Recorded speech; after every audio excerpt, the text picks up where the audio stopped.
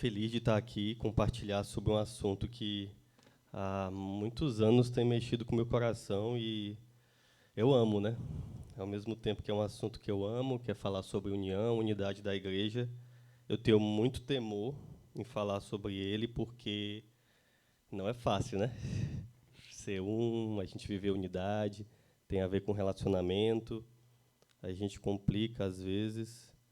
Então, com muito temor, eu quero trazer esse assunto aqui para a gente, falar um pouquinho do que o Senhor tem falado ao meu coração sobre isso, né, nesses últimos anos, e também para convidar a igreja a praticar isso, a gente entender o quanto que tem poder quando a gente vive essa realidade, né, da igreja unida e unidade, né? E aí, quando o pastor me convidou, eu já fui ao Senhor, né? Eu peço, Senhor, misericórdia da minha vida. O que é que o Senhor quer falar para a igreja? Eu cheguei a falar sobre isso tem um ano, mais ou menos. Não exatamente sobre esse assunto, mas circundava esse assunto. A Isabela até brinca que, amor, tu vai falar sobre unidade, só fala disso. Tem outra coisa para falar? Não, amor, é o que eu gosto, é o que o Senhor pulsa no meu coração. Eu creio que unidade está dentro de muitas coisas da igreja. Na verdade, como o pastor falou que hoje é o que faz pulsar, faz a igreja se mover. Então, no meio de tudo que a gente fala, tem unidade, né? E aí o Senhor foi muito bondoso comigo, porque essa semana, logo depois que o pastor me convidou, o Guilherme, ele compartilhou um negócio lá no grupo, então o Senhor já foi ali revelando coisa, né, tanto para o meu coração e eu acredito para o coração da igreja ali também, sobre unidade, né? Ele citou um texto de João, que é o que está até ali, João 17, 23, né, que eu vou ler aqui com vocês. Mas antes de ler esse texto, eu queria compartilhar com vocês, eu não sei se todo mundo prestou atenção, não lembro também qual grupo ele compartilhou, pode ser que nem todo mundo tenha visto, mas ele falou assim, sobre a unidade da Igreja de Jesus. Ela testemunha o amor de Deus. Entender e praticar isso mudaria tanta coisa. Né? Isso é o que eu quero que a gente saia daqui entendendo, vivendo, sabe, essa virada de chave de que entender e praticar isso pode mudar tanta coisa na nossa vida e na vida da igreja, né? Como isso falou é meu coração. E aí logo depois, assim, o Senhor me convidou a orar pelas pessoas que iam estar aqui, inclusive. Senhor, prepara os corações ali para receber o que o Senhor quer falar, né? Porque o Senhor já está falando, assim, não sou eu que vou falar. A semente ela é boa, né? Mas também é outra coisa que o Senhor tem falado muito comigo, é que por mais que a semente seja boa, a terra precisa ser preparada por Ele, né? Então isso a gente tem aprendido muito com o pastor também, sobre se posicionar em oração, em jejum, para ver o movimento do Senhor sobre a vida de quem a gente quer falar sobre Ele, para ver a igreja realmente se movendo. E aí eu queria orar por vocês, por mim, nessa manhã, sobre o coração, que o Senhor realmente torne os nossos corações sensíveis, porque a gente vai ouvir, né? Que eu sei que é para mim também, porque a semente é boa. Então, se a semente é boa, o que falta é a terra estar preparada para frutificar, né? Então, que o Senhor prepare a terra do nosso coração para que essa semente frutifique. E eu queria orar. Amém? Senhor, muito obrigado, Senhor, pela oportunidade de estar aqui hoje com os meus irmãos para falar do Senhor, falar da unidade, falar de algo que tem mudado a minha vida, tem mudado a minha casa, tem mudado a minha visão de viver igreja, de ser igreja. Ô, Senhor, como é bom ter unidade com os meus irmãos, como é bom viver família de Cristo. Né? Obrigado porque um dia o Senhor nos resgatou, nos deu identidade, nos deu um pai e nos deu irmãos, Senhor. Eu oro para que cada coração hoje aqui, Senhor, que vai ouvir essa palavra, possa encontrar a sua identidade nessa família, Pai. Possa entender mais dessa paternidade do Senhor sobre as nossas vidas e se posicionar realmente como um irmão, um servo, um filho do Deus vivo, que tanto tem a vida influenciada, como também influencia essa sociedade, Pai. No nome de Jesus, prepara os nossos corações, que Teu Espírito Santo tenha liberdade aqui para falar com a gente. Né, eu preparei aqui algumas coisas, mas é o Senhor que fala, então tem liberdade, Senhor, para falar o que o Senhor quiser falar, né, para usar quem o Senhor quiser usar. Tenha liberdade aqui, Senhor, essa casa é Tua, nós queremos Te ouvir, Senhor, nosso coração, assim, o nosso desejo é ouvir a Tua voz, Pai, fala com a gente. No nome de Jesus, amém. Amém. Eu queria abrir com vocês João 17, do verso 20 ao 23. 17, 20 a 23. É no momento ali que Jesus ele tem um tempo de oração pelos discípulos, pela igreja, e aí ele fala isso. Minha oração não é apenas por eles. Rogo também por aqueles que crerão em mim, por meio da mensagem deles, para que todos sejam um, Pai, como tu estás em mim e eu em ti. Que eles também estejam em nós, para que o mundo creia que tu me enviaste.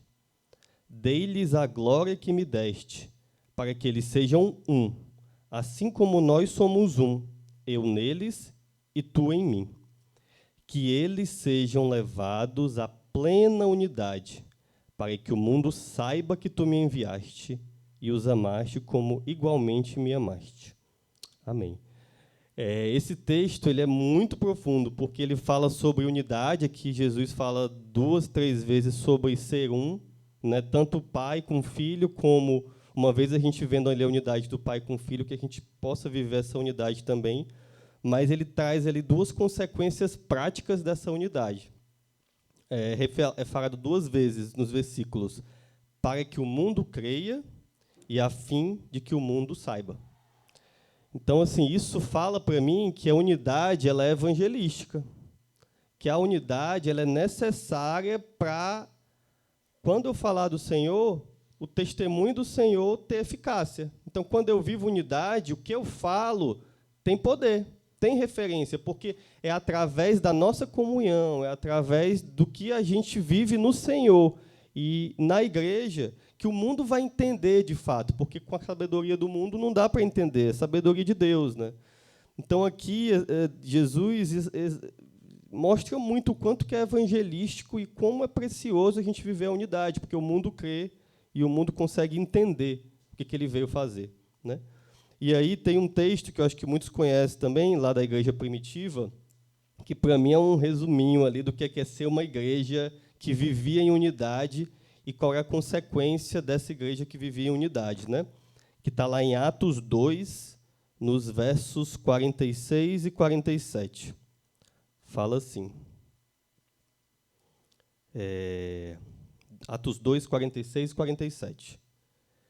E perseverando unânimes todos os dias no templo, e partindo o pão em casa, comiam juntos com alegria e singeleza de coração, louvando a Deus e caindo na graça de todo o povo. E todos os dias acrescentava o Senhor à igreja aqueles que se haviam de salvar. Então, olha só o que eles faziam enquanto a missão ia acontecendo. Eles se reuniam. Eles se reuniam no templo, de forma unânime, e comiam juntos, né? E aí é legal é que é comer junto. A gente fala muito sobre mesa aqui na igreja, né? E eu acho que tem muito a ver com o que a gente vive de essência, de viver célula, de viver a igreja nas casas, porque a gente sabe que tem poder nisso. Eu vivi isso, os pastores já viveram isso, eu acho que muitos têm vivido isso aqui como corpo, quanto que a gente é impactado quando a gente está ali comendo junto e vivendo em família, né? E quando a gente traz nossos convidados e eles veem ali o que a gente está vivendo, é muito poderoso, né? E eu queria chamar a atenção para a parte que ele fala assim, com alegria e singeleza de coração. Essa palavra singeleza tem a ver com simplicidade, né? E eu acho que é algo que também que é importante, que precisa partir de nós quando a gente se reúne, que é um coração simples. O que é um coração simples? É um coração ausente de complexidade. A gente coloca menos dificuldades, menos barreiras para se abrir. A gente tem um coração disposto a viver na luz e dizer, eu quero comer com você e ter um tempo com você sem reservas. Eu gosto de falar sem reservas. Essa singeleza tem a ver também com um coração sincero. O que é sinceridade? É transparência. Você precisa... Eu posso estar à mesa com alguém e ela não me enxergar, ela não enxergar o que está lá dentro do meu coração. Então, o pastor fala muito sobre intencionalidade, né? Então, acho que quando a gente se reúne, eu acho que pedir ao Senhor e a gente ter esse coração disposto a ser transparente e sem segundas intenções, franco, tem poder nisso, né? Tem poder. A gente ser o que a gente é no Senhor e abrir o coração e viver isso, né? E aí isso mostra para mim, né, essa igreja de Atos, que a igreja, quando ali Lucas, né, no livro de Atos, narrou ali o que a igreja estava fazendo e como ela crescia, que isso acontecia não é porque a igreja tinha uma fachada bonita. Não falou, é porque o templo era grande, tinha muitas cadeiras, ou porque tinha o programa de comer tal coisa. Não. A igreja ela se caracterizava pelo caráter de Cristo manifesto na unidade das pessoas e de pessoas dedicadas o quê? A serviço e comunhão. Quero que vocês guardem essas duas palavras, serviço e comunhão, que a gente vai falar mais na frente. Isso é um desafio para o meu coração também. Quando a gente quer trazer alguém para a nossa casa, para esse ambiente aqui, o que a gente quer que as pessoas percebam? Tem um ar-condicionado que está gelando ali no talo, né? Vou sair do calor, ou o som está muito bom, está muito regulado. Isso é bom, isso impacta, mas o que eu quero que mais as pessoas sejam marcadas é pelo nosso relacionamento. Olha como eles vivem em família. Olha como eles são acolhedores, amorosos. Eu me senti fazendo parte de uma família que eu nem conheço ainda.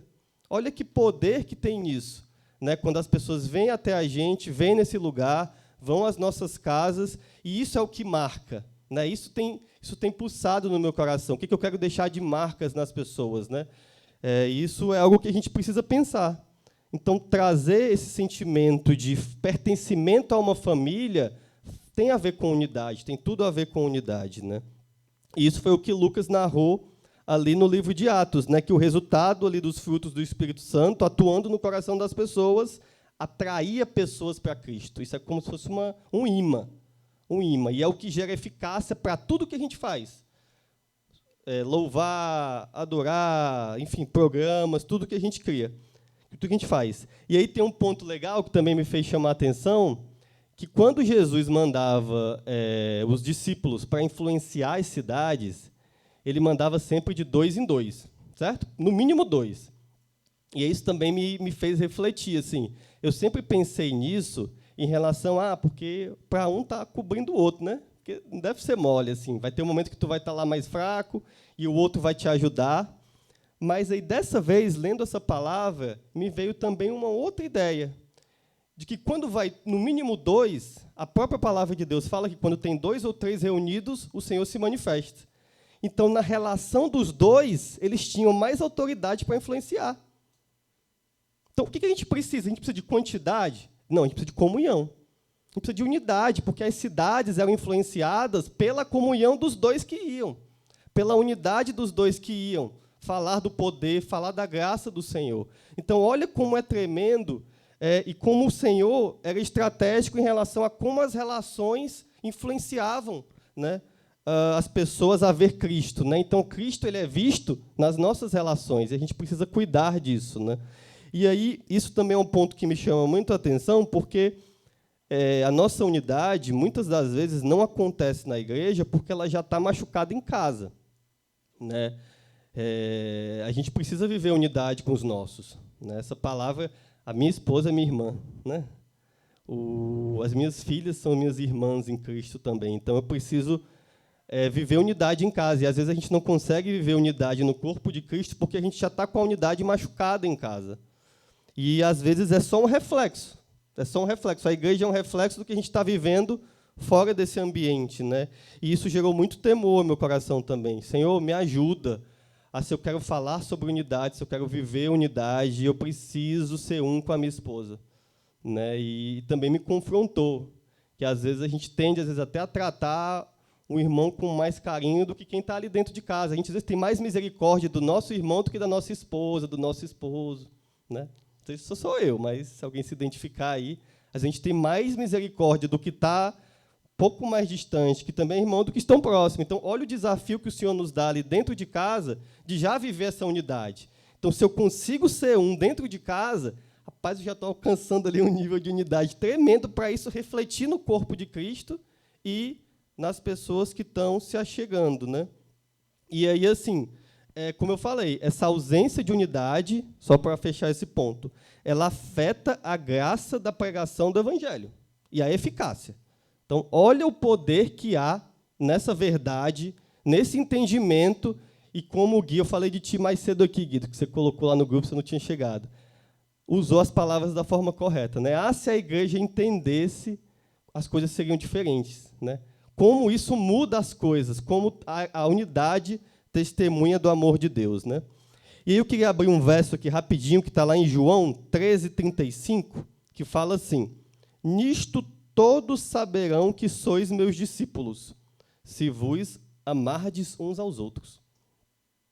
Olha como é que sabe que é discípulo de Jesus. É através do uns aos outros, é amando uns aos outros. E também tem lá em 1 João 4:12, fala assim: ninguém jamais viu a Deus, porém, se nos amarmos uns aos outros, Deus permanece em nós, e não só isso, e o seu amor está aperfeiçoado em nós. Olha só, não só permanece, mas aperfeiçoa. Como é que o amor de Deus é aperfeiçoado na nossa vida? Amando o meu irmão, o meu próximo. Então, o amor de Deus, ele vem, mas ele não vem para ficar só aqui, e aí eu ali, Deus. Ele vem, ele é aperfeiçoado, ou seja, eu me sinto mais amado pelo Senhor, ele se completa, ele se torna pleno, à medida que sai de mim para o outro também. E aí eu amo o outro e amo o Senhor, e eu cumpro os mandamentos, né? E aí, assim, eu fiz essa introdução para falar, para trazer essa importância sobre o que é a unidade, que, de fato, ela tem poder, ela evangeliza, ela nos faz um. E aí eu queria trazer agora um outro ponto de vista, não nenhum outro ponto de vista, mas complementar, de que quem gera essa unidade. Porque a gente sabe, se a gente sentar com qualquer pessoa aqui para comer, para estar junto, não necessariamente essa unidade vai ser gerada. Porque a palavra de Deus fala que essa unidade ela é gerada no Espírito Santo, né? Então, há um elo, há uma ligação, há algo que a gente precisa buscar no Senhor e que habita dentro de nós, que permite pessoas tão diferentes, de contextos tão diferentes, de personalidades tão diferentes, que às vezes se machucam com tanta frequência, permanecerem um. E que é o Espírito Santo. Então, à medida que eu ouço o Espírito Santo, que eu submeto a minha vida ao Espírito Santo, ele gera o fruto que me permite ser um com o meu irmão. Eu queria ler Efésios 4, do verso 1 ao verso 6, que fala sobre isso.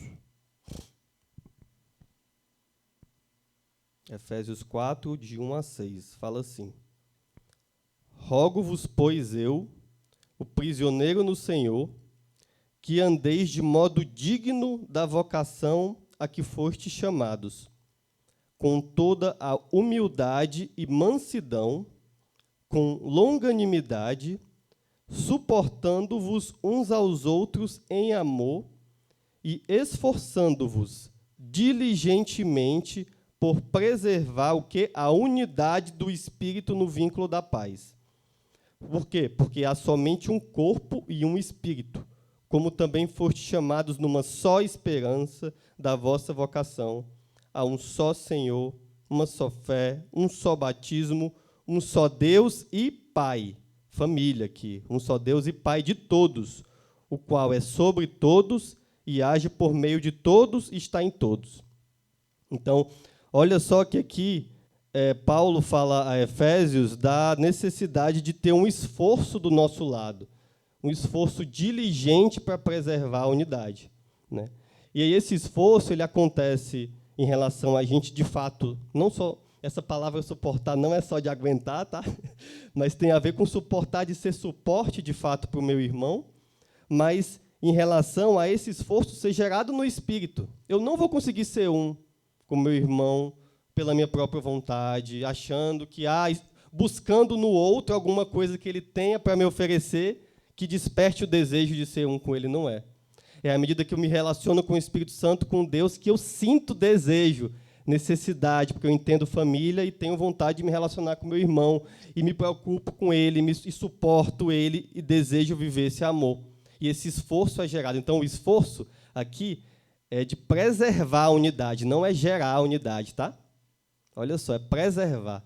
A gente não gera a unidade, mas a gente preserva a unidade buscando o Senhor e buscando o Espírito Santo. E a responsabilidade é do Espírito Santo, que é ele que gera. E a nossa é ter um coração, como foi falado aqui, humilde e manso.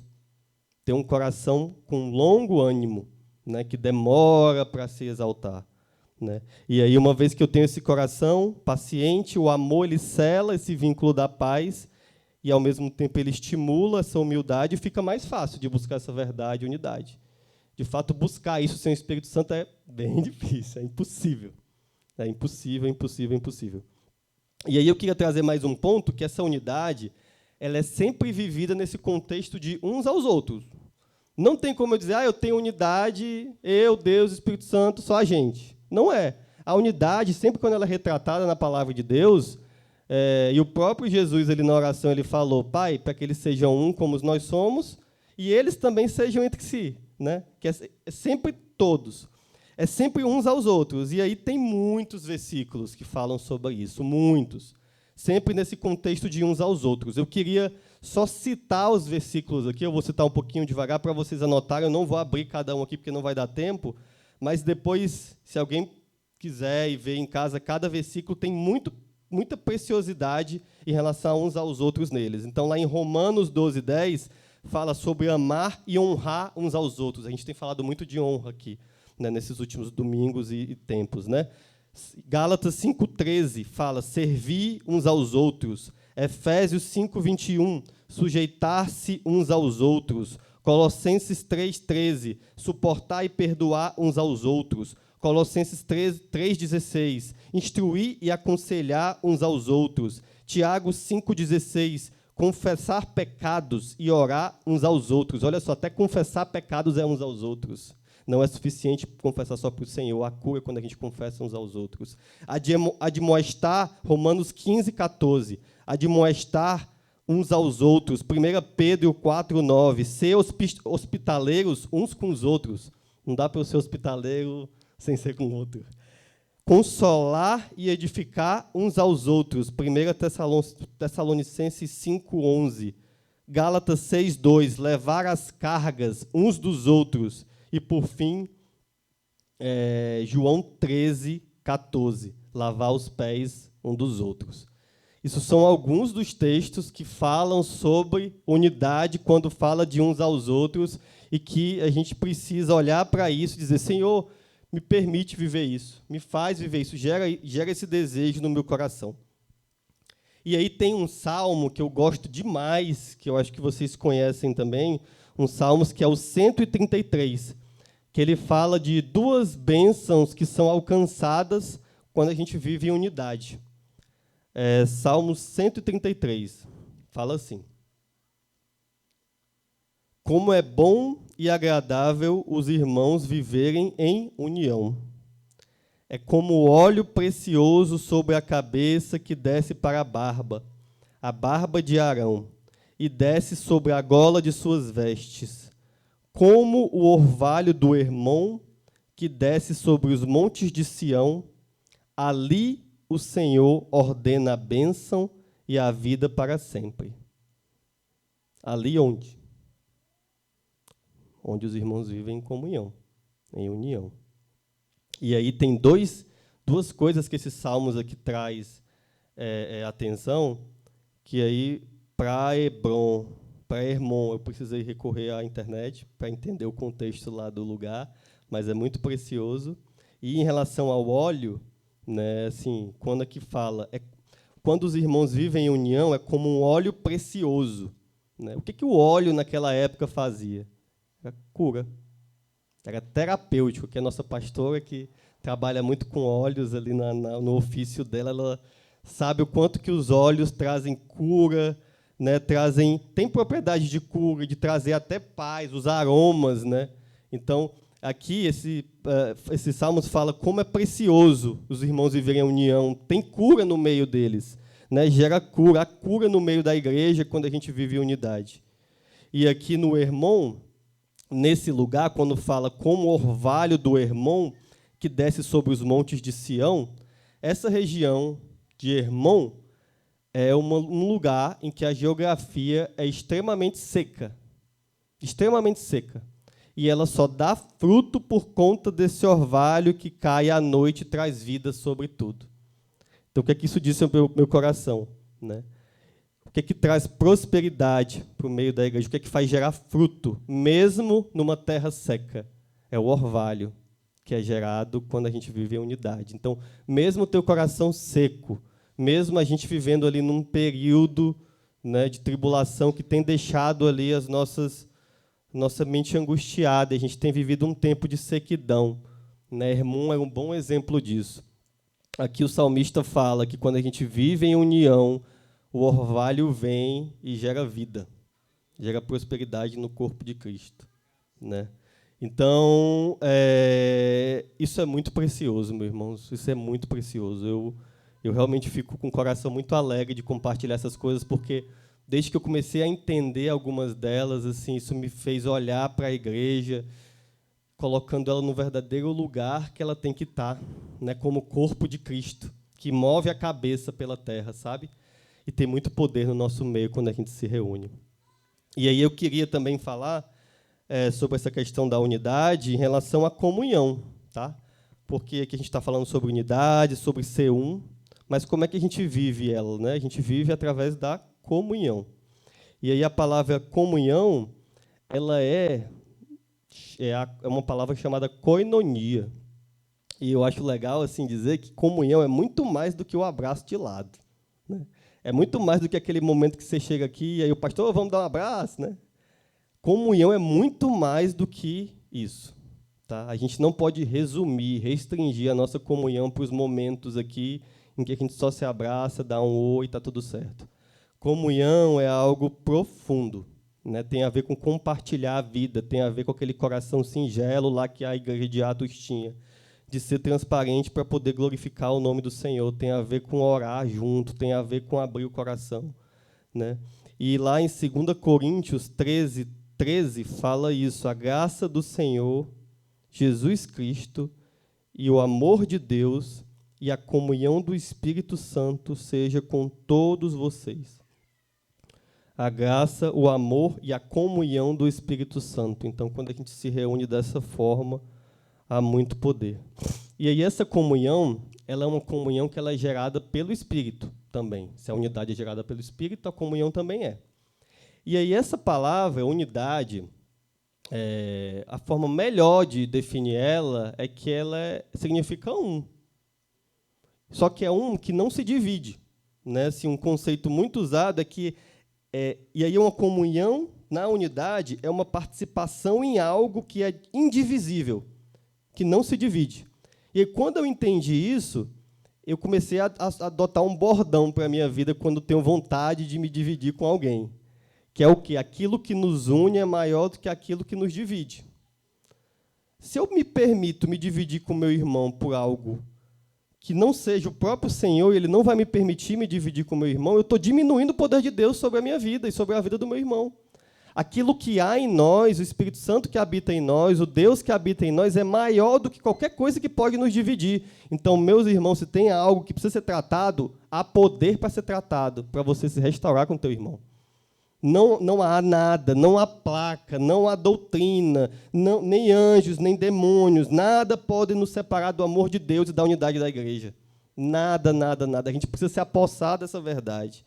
Né? Então, aquilo que nos une é muito, não é maior, é muito maior do que aquilo que pode nos dividir. E, como eu falei, essa comunhão envolve intimidade, é se importar com o outro, é estar sensível à necessidade uns dos outros. Eu sei que o pastor não gosta muito da palavra necessidade, mas, assim, para eu entender o que o outro está precisando, eu preciso me relacionar com ele. Né? Necessidade, eu acho que nesse contexto de estar sensível, eu preciso saber. Às vezes a gente tem a pessoa está do teu lado, está precisando de algo que tu tem exatamente para compartilhar e gerar vida na vida dele e na tua vida. A própria palavra de Deus fala que é melhor dar do que receber. É abençoado duplamente, tanto quem está recebendo como quem está dando. Né?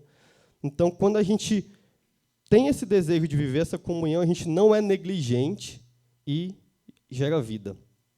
E eu queria abrir mais uma vez Efésios, que fala sobre isso, sobre o corpo de Cristo, Efésios 2, do verso 19 ao 22. Que fala sobre essa morada, esse corpo de Cristo que somos nós.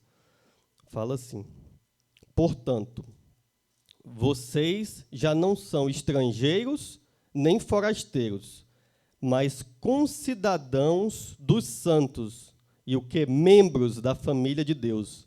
Olha só, membros de uma família de Deus, que faz o quê? Que é edificada sobre o fundamento dos apóstolos e dos profetas, tendo Jesus Cristo como pedra angular, no qual todo o edifício é ajustado e cresce para tornar-se um santuário santo no Senhor. O edifício aqui somos nós, né? Nele vocês também estão sendo edificados o quê? Juntos.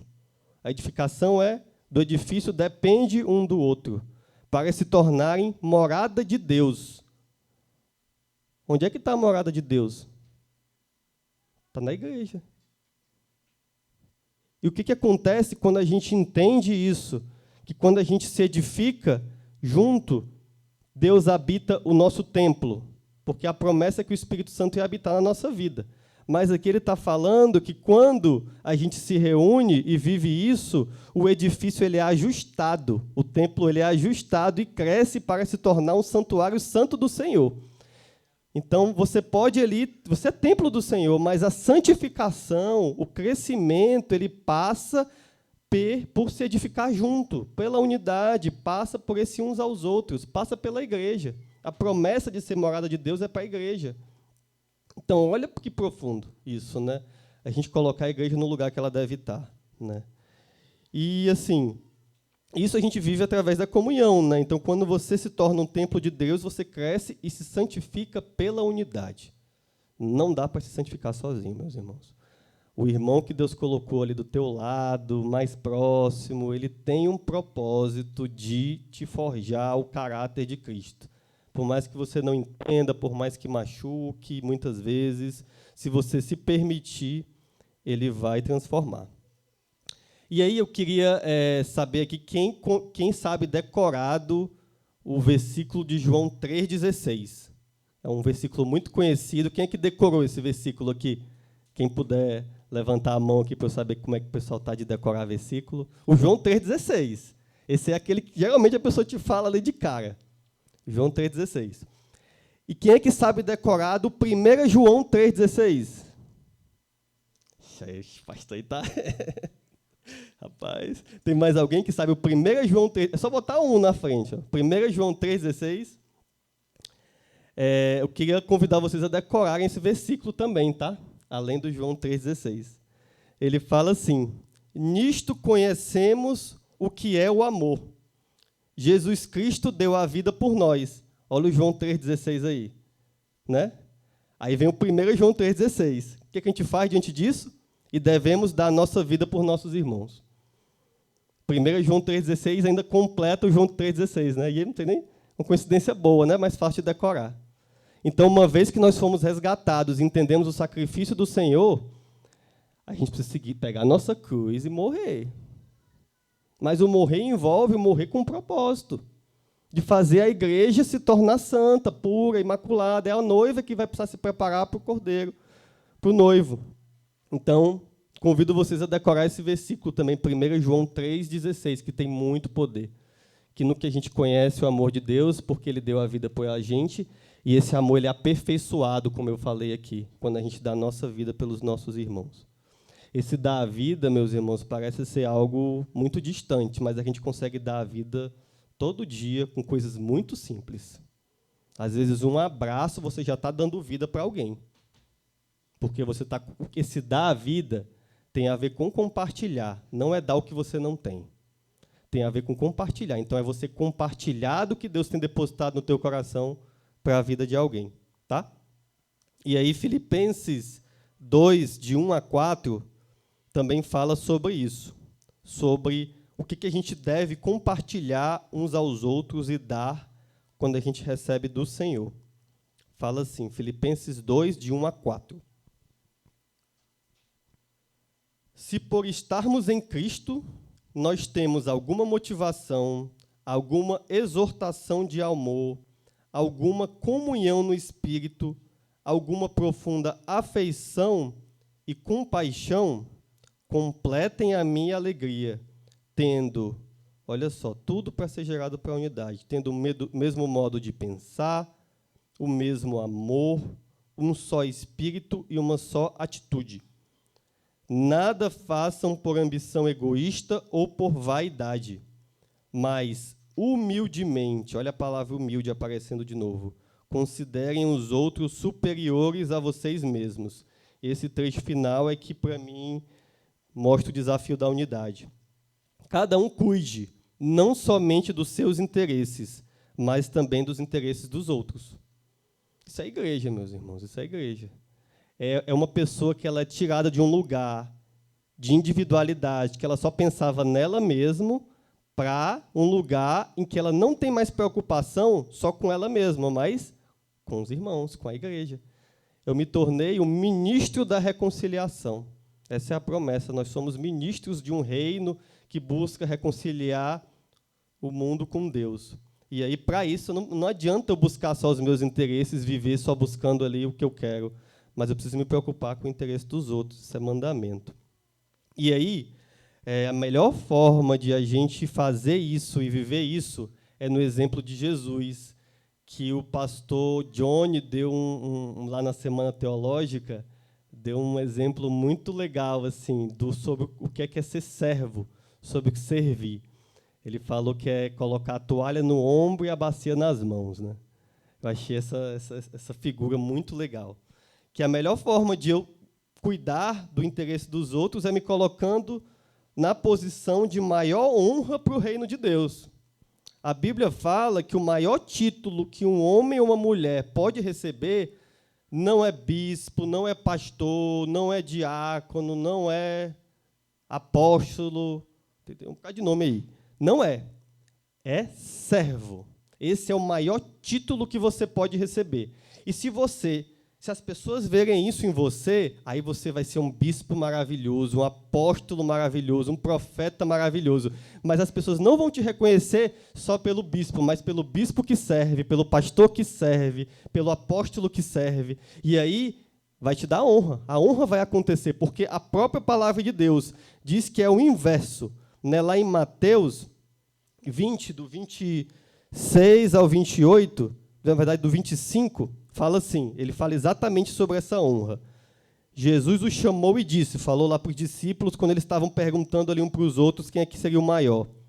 Vocês sabem que os governantes das nações as dominam e as pessoas importantes exercem poder sobre elas. Não será assim entre vocês.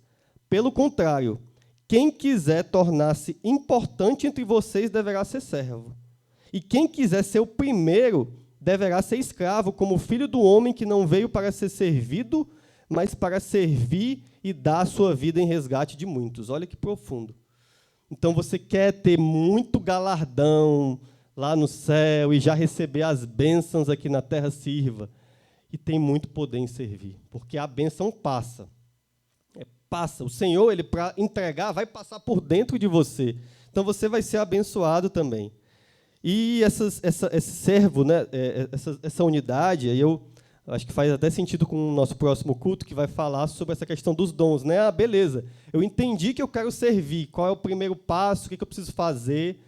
A gente está dando aqui algumas pinceladas, primeiro de como é que tem que estar o coração, né, onde é que a gente precisa buscar, mas a Bíblia fala sobre essa diversidade de dons e sobre o princípio desse serviço que eu queria trazer para vocês hoje, que eu acho que vai casar bem com o nosso próximo culto. A unidade e os dons são habilidades e capacidades que cooperam para o serviço. Só que eles não precisam ser iguais. E eles não precisam ter um mérito diferente um do outro. E aí, lá em 1 Coríntios 12, de 29 a 30, inclusive Paulo provoca aquele povo dessa forma, porque lá eles estavam valorizando alguns dons em detrimento de outros. Ele fala, são todos apóstolos, são todos profetas, são todos mestres, têm todos o dom de realizar milagres, têm todos os dons de curar, falam todos em línguas, todos interpretam? Não. Mas cada parte do corpo exercendo a sua influência, o seu dom, gera unidade e essa cooperação gera vida. E quando a gente tem esse entendimento como corpo, essa diversidade, ao invés de gerar divisão, vai gerar cooperação.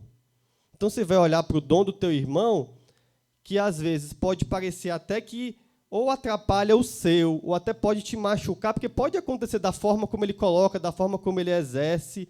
Você vai olhar para aquilo e vai dizer, não, isso é para o corpo, isso vai crescer a igreja, eu quero viver em harmonia com esse irmão, porque o Senhor tem depositado alguma coisa na vida dele. E se cada irmão viver isso com excelência e cooperação, o corpo cresce. E aí eu tenho uma ilustraçãozinha que eu vi uma vez que eu acho muito legal, que eu até falei da outra vez também, que eu compartilhei sobre isso, eu vou falar de novo, que eu não sei se todos lembram ou todos ouviram, que é de uma reunião que houve entre as ferramentas em uma marcenaria. Eu acho esse exemplo fantástico. É uma historinha curta que as crianças entendem bem, e a gente aqui vai fazer um papel aqui de mais criatividade para entender. Então, nessa reunião foi o seguinte, dentro da marcenaria, a lixa ela solicitou a exclusão do martelo, pois o mesmo ficava batendo em tudo e fazia muito barulho. Tem irmão martelo entre nós. O martelo concordou, mas disse que a lixa era muito áspera e grossa. Né? Tem uns lixa por aí, mas está lá dentro da marcenaria fazendo o seu propósito. O parafuso ele foi acusado de ficar dando muitas voltas, eita, sou eu, para chegar ao seu propósito. Tem parafuso. Logo, então, falaram da régua. Eu não vou falar que é uma régua, não. Que se achava certinha. Ninguém é régua. E se julgava no direito de medir tudo. No meio dessa discussão, apareceu o senhor marceneiro, que reuniu todas as ferramentas e, com habilidade, utilizou cada uma e fez um móvel maravilhoso e perfeito. Todo arrepiado. É muito bom isso, irmãos. A gente precisa entender isso. Que o senhor marceneiro está usando. O irmão que está do teu lado ele não é perfeito para ser usado. A gente vive a igreja de uma forma em que a gente anda e corre e está dentro de um carro e troca o pneu com o carro andando. A gente não para trocar o pneu, porque o Senhor vai fazer. A gente precisa viver isso. E aí uma outra ilustração, isso foi essa semana, Deus me lembrou do meu pai. Poucos sabem, não sei, eu perdi meu pai cedo, com 12 anos. Mas eu tive muitas experiências boas com ele, assim, de paternidade, sabe? E aí uma das experiências que eu tive, e aí Deus fez um paralelo assim com o nosso serviço, era a experiência de lavar o carro. Não sei se muitos já tiveram essa experiência de lavar o carro com o pai quando você é pequeno, né? E aí eu lembro que vários domingos ele chamava eu, tenho uma irmã mais nova, chamava eu e minha irmã para lavar o carro. E aí era muito legal, porque a gente ficava muito tempo lavando o carro. E quando ele chamava a gente para lavar o carro, vocês acham que a expectativa era ver o carro limpo? Não era. O menino não vai lavar carro. Ele vai gastar muito sabão, ele vai arranhar o carro todinho, vai pegar aquela esponja que ele passou ali no pneu e vai passar na lateral do carro. Tipo isso, a Bianquinha fez isso com o carro do papai e da mamãe. Mas por que meu pai fazia isso? Rapaz, depredar o patrimônio, ainda botar minha irmã junto, que era mais nova ainda. E aí, Deus fez um paralelo assim, na gente, que meu pai fazia isso para gerar senso de família, para eu me relacionar com a minha irmã. E aí eu queria que vocês pensassem assim, quem tem sido ativo aqui na igreja no serviço, né? Vocês têm se aproximado muito das pessoas que vocês servem próximo, né? Porque vocês têm se sentido mais família. Então, o serviço ele não é um fim por si só, porque Deus pode fazer tudo. O serviço ele completa para gerar um senso de família. Então, o fim não é fazer com excelência, é propósito. Mas o fim é a gente ser família.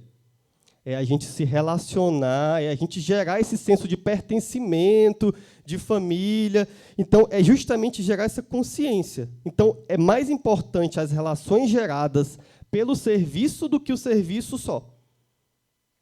Isso é muito forte, porque aí você tira toda a necessidade até de julgar o serviço do outro.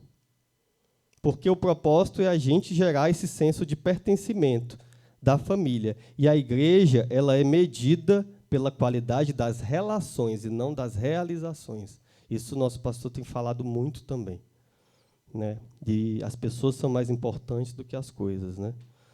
E assim, é isso, o filho ajudando não é garantia de serviço bem feito, mas gera responsabilidade. Naquela época, meu pai gerou muita responsabilidade em mim com a minha família. Com a minha irmã, até de ajudar ela ali a lavar, às vezes brigava, mas ele cumpriu aquele papel ali, ele estava sendo boca de Deus, sem nem ter o temor e sem nem entender na época, né? E que a gente possa pegar esse exemplo também para as nossas vidas, né? Eita, que meu tempo está acabando. Estou acabando também. E aí eu queria abrir mais um texto aqui com vocês, que está em Efésios 3, do verso 16 ao 19. Efésios 3, do 16 ao 19. Fala assim: Oro para que, com as suas gloriosas riquezas, ele os fortaleça no íntimo do seu ser com poder, por meio do seu Espírito, para que Cristo habite em seus corações mediante a fé.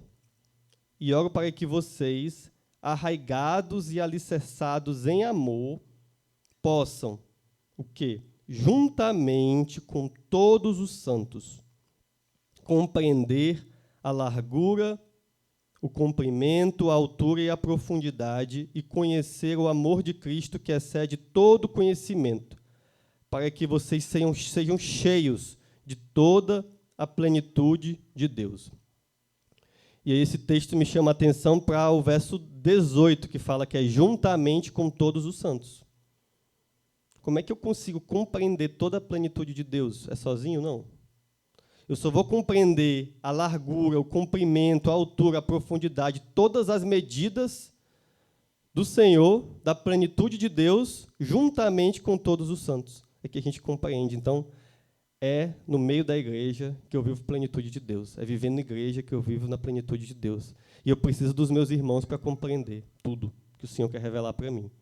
Eu preciso dos meus irmãos. Você não vai conseguir entender toda a revelação do Senhor sozinho, vivendo na igreja em casa sozinho. Não vai. Não vai. Eu preciso dos meus irmãos. Eu preciso da igreja para compreender toda essa largura, comprimento, altura e profundidade, também para ser cheios de toda a plenitude de Deus. E aí, agora, já caminhando para o fim, eu queria ler mais 2 textos curtinhos. Um está lá no 1 Pedro, no capítulo 4, no verso 7 ao 11, que são algumas recomendações lá que Pedro faz, e eu acho que cabe muito para o tempo que a gente tem vivido hoje, como igreja, como até a sociedade.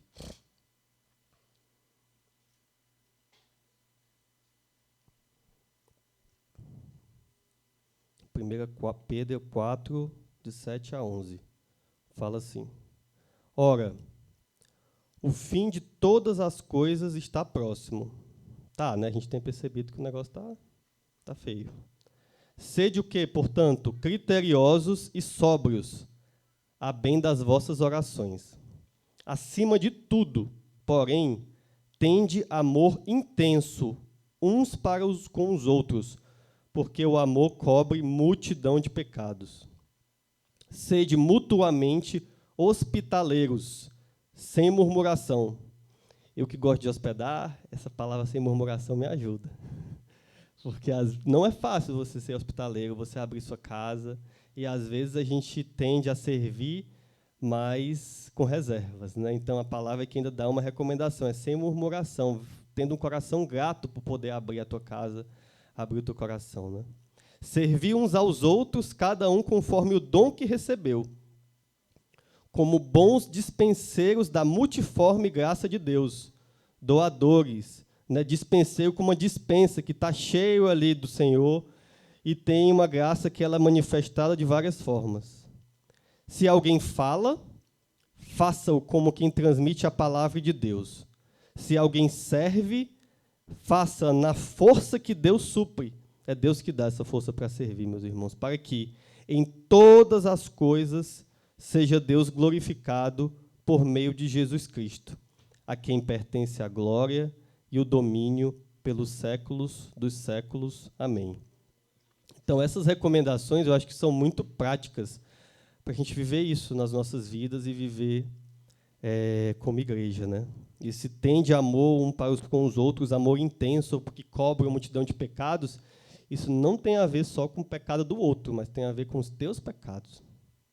Porque, geralmente, quase 99% das vezes que você ama, você precisa perdoar. Não tem como amar sem perdoar. O amor ele é barrado. Ele não acontece quando tem mágoa, quando tem problema de divisão, né? E aí, essa questão do amor intenso, né, em relação ao que eu até falei, de que a nossa unidade reflete o evangelismo, né? Eu estava refletindo esses dias sobre como a gente deveria se portar também com os de fora, com aqueles que não conhecem o Senhor. E aí a gente fala aqui muito sobre os irmãos, né, sobre a gente viver e amar os nossos como igreja. Há poder, assim, o povo judeu é um bom exemplo disso, né? O povo judeu só compra do judeu e traz mais, traz tudo é com o judeu, né? O judeu ele tende a priorizar o judeu. Mas aí o Senhor me deu um pensamento assim, de que quando eu trato qualquer pessoa como minha irmã ou meu irmão, eu já estou revelando família para ele ou para ela sem ela nem saber. Eu já estou amando de um jeito que ela já está entendendo o que é ser família de Deus. E se eu começar a tratar ela como um potencial irmão ou irmã, ela vai conhecer o Pai. E a minha evangelização vai ser mais forte. E aí a palavra de Deus vai ter mais poder. Então, olha só, imagina se onde a gente está, com quem a gente fala, né? Se a gente tem esse coração de não fazer acepção de pessoas, e olhar para aquela pessoa como um potencial filho de Deus. Olha só, se a gente começa a tratar ele como membro da família que faz parte, ele vai entender quem é o pai, né? E uma vez que ele vai entender quem é o pai, ele vai se quebrantar e vai se converter. E o Senhor vai ser glorificado com isso, né? Então, há muito poder quando a gente vive, e isso tem a ver com unidade também. Isso também tem a ver com unidade. Então, ela começa ali em casa, com os nossos mais próximos, ela vai indo pela igreja, e aí, quando a nossa igreja está em perfeita unidade, ela extravasa. E aí a gente vai vendo as pessoas se aproximarem da gente, as pessoas vão conhecendo essa família de forma mais profunda, né? E aí eu queria deixar um desafio para vocês, para mim também, né? Primeiro, eu espero que vocês tenham compreendido, como eu tenho compreendido. Eu sei que não basta compreender, acho que a parte mais difícil é pegar tudo o que eu falei, tudo que vocês já conhecem e viver. Parece que a gente precisa de fé. Fé é a convicção de fazer o que a gente entendeu, né? Então, minha oração é que a gente possa viver essas coisas que eu compartilhei hoje, porque eu sei que é do Senhor, tem muito poder nisso, e isso tem sido muito profundo para a minha casa, com muitas falhas. Eu falo, como eu falei no início, eu falo com muito temor, porque não é todo dia que tem unidade lá em casa, né? Assim, eu falo com muito temor, porque eu não sou o rei da unidade. Eu falo com muito temor e também com um coração muito livre de saber que o que eu estou falando é do Senhor, não é meu, então não preciso ser perfeito, né? A semente é do Senhor, então o que eu estou falando é a palavra dele, né? O portador não invalida a semente, né? Eu sei que preciso crescer muito ainda no Senhor, mas o que está sendo falado aqui é a vida dele, né? Mas eu queria dizer para você assim, que, olhando para esse modelo da igreja de Atos, né, esse modelo de igreja de Cristo, eu não sei como é que você chegou aqui hoje, né? Talvez em busca de uma renovação. Acho que o pastor até orou sobre isso mais cedo, né? Para ouvir uma palavra de ânimo, de conforto, né? Mas aí eu lembrei também, mais uma vez, a Semana Teológica foi top, né? Quem não pôde ver, não sei se está a gravação lá, vale a pena ver. E o pastor Dione, que é um professor lá de teologia, fiquei com vontade de ter aulas com ele, porque ele fala de uma forma tão simples que eu acho que deixa a teologia ali palatável para todo mundo, né? Ele falou uma coisa assim: você não vai para a igreja para ser abençoado, mas para viver comunhão. Quando ele falou isso, eu entendi. é porque é na comunhão que eu sou abençoado. Então, quando eu vou para a igreja para viver comunhão, que não é... Eu vou, assim, a gente sabe que a igreja somos nós, quando eu falo vou, é quando eu vou ao encontro, tá? Só para... Quando eu vou ao encontro dos meus irmãos que são a igreja comigo. Isso não precisa ser só aqui, tá? Pode ser em casa, pode ser em qualquer lugar. Mas quando eu vou ao encontro dos meus irmãos da igreja para ser abençoado, é na comunhão que eu vou encontrar essa bênção. Porque é na comunhão que o Senhor vai falar o que Ele quer falar, porque é na comunhão que vai trazer cura, vai trazer tudo isso para o nosso coração. E é nessa comunhão que vai ter bênção, evangelismo, discipulado, família, tudo vai ser gerado na unidade. E eu queria... então, esse é um dos desafios que eu queria deixar para vocês. Quando a gente vem para cá para o domingo, quando a gente vai para a casa de um irmão que abre a casa, né, com carinho, pensa nisso, que se você for e ficar só aí sentado, ou se você for com o coração fechado, você não vai ser abençoado. Porque passa através da comunhão. O Senhor tem misericórdia, o Senhor ainda abençoa, né, porque Ele é muito bom. Mas você está perdendo muita coisa. Você está perdendo muita coisa. E não somente você, mas as pessoas que poderiam estar recebendo porque você não tem vivido isso, para ver o corpo crescendo, né? E eu queria ler só mais um texto para finalizar, agora eu vou finalizar mesmo, e deixar mais um desafio, que está lá em Mateus 5, verso 23 e 24. Esse texto, eu já li ele várias vezes também, mas ele dessa vez gerou algo diferente no meu coração, e eu acredito que é para a igreja também, e precisa gerar isso no nosso meio para que a gente continue crescendo e vivendo unidade. Fala assim: se, pois, ao trazeres ao altar a tua oferta, e ali te lembrares de que teu irmão tem alguma coisa contra ti, deixa perante o altar a tua oferta. Vai primeiro reconciliar-te com teu irmão, e então, voltando, faze a tua oferta. Às vezes a gente olha para essa oferta como o momento ali da generosidade, como dízimo, né, ofertas e tal, mas essa oferta aqui, naquele tempo, naquele momento, tem a ver com adoração, tem a ver com comunhão com o Senhor, tem a ver com teu relacionamento com Deus. E esse texto, ele influencia, ele traz uma necessidade de uma ação urgente. Aqui, dessa vez que eu li, é como se fosse assim, existe uma urgência em você se reconciliar. É uma ação o que ele está falando aqui não é para você deixar de ofertar, não. Ou seja, não é para você deixar de adorar o teu Deus. Ele está falando, cara, a tua adoração está sendo atrapalhada, tu não está conseguindo, porque tem algo ali que o Senhor está te trazendo à mente que você precisa reconciliar. E o próprio Deus está dizendo, se eu te der esse entendimento, não adianta você me adorar se você não reconciliar. É por isso que ele fala, deixa a tua oferta, deixa a tua oração. Tua adoração é urgente. Quando ele fala deixa, no sentido de ser urgente. Não é que você vai deixar de adorar o Senhor, mas tem que provocar na gente uma ação imediata. Né? Então, eu queria convidar você, me convidar também aqui, para que o Senhor traga a memória. A gente teve um tempo hoje aqui de adoração. Né? Nós adoramos o nosso Deus.